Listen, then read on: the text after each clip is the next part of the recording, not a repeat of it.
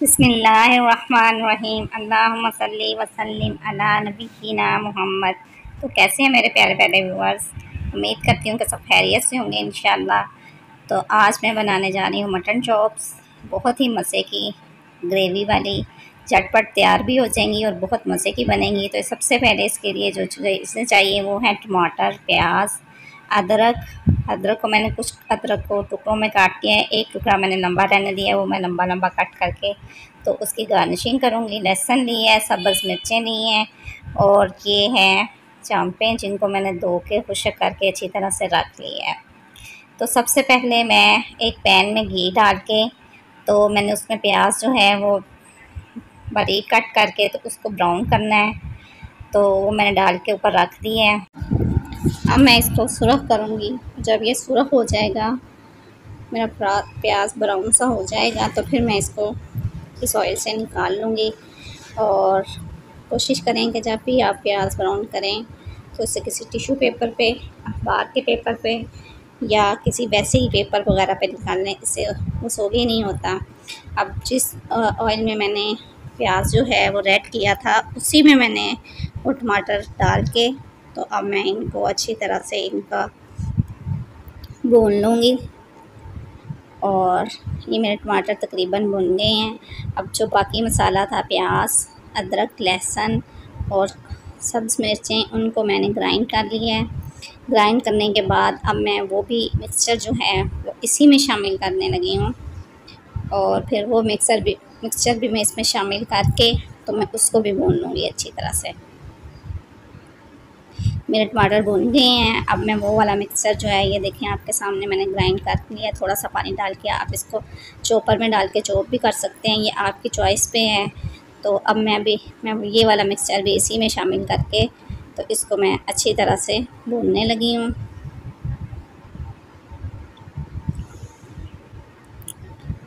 इसको मैं अच्छी तरह से भूनूंगी ताकि जो अदरक और लहसुन का कच्चापन है वो दूर हो जाए और मेरा जो मसाला है वो अच्छी तरह से भुन जाए। जब मसाला जो है वो ऑयल छोड़ देगा तो फिर मैं इसमें नमक मिर्च वगैरह जो है वो सारा कुछ ऐड करूँगी और हल्का हल्का पानी लगा के मैं इसको भून लूँगी। ये आपके सामने अब मैं इसमें 1 चम्मच मिर्चों का सुरख मिर्च डाली है मैंने। नमक आप अपने पसंद के मुताबिक कम ज़्यादा कर सकते हैं। और 1 चम्मच मैंने हल्दी डाली है। ये मैं नमक डाला है, 1 चम्मच मैंने हल्दी डाली है और 1/4 टीस्पून मैंने जो है वो अचार गोश्त का मसाला डाला है। अब इनको डाल के हल्का सा पानी लगा के मैं इनको भी भून लूँगी। और ये मसाला जब भुन जाएगा तो मैंने इसमें वो चांपे ऐड कर दी हैं। अब चांपे ऐड करके इस मसाले में मैंने इसको अच्छी तरह से मिक्स कर लिया है। मिक्स करने के बाद अब वो जो प्याज जो मैंने ब्राउन करके रखा था उसको मैंने हाथ से अच्छी तरह से मसल के उनका चूरा कर लिया है। और वो चूरा करने के बाद तकरीबन 2 टेबलस्पून मैंने इसमें ऐड किए हैं। आपने ज़्यादा ऐड नहीं करने, ज़्यादा ऐड करने से इसका टेस्ट भी थोड़ा सा चेंज हो जाता है और इसका कलर भी बहुत ख़राब सा आता है। इसीलिए आपने सिर्फ 2 टेबलस्पून इसमें वो चूरा की हुई प्याज शामिल करनी है। और आधा कप जो है वो दही ऐड करना है। दही ऐड करके दही के साथ आपने इसको भून लेना थोड़ा सा। तो भूनने के बाद अब मैं इसको इस पर कवर लगा के प्रेशर का तो मैं इसको वेट लगाऊंगी। तकरीबन 5 से 7 मिनट का मैं इसको वेट लगाऊंगी। इंशाल्लाह 5-7 मिनट के वेट में ये मेरी चांपे जो हैं वो गल जाएंगी। तो आप चेक कर लें, अगर 5 मिनट के वेट के बाद ये चांपे नहीं गलेंगी तो आप उसमें थोड़ा सा पानी ऐड करके उसे दम पे रख दें, तो उससे वो हो जाएंगी। तो मैंने 5 से 7 मिनट का वेट लगाया था और मैंने चेक की हैं, मेरी चांपे गल चुकी हैं।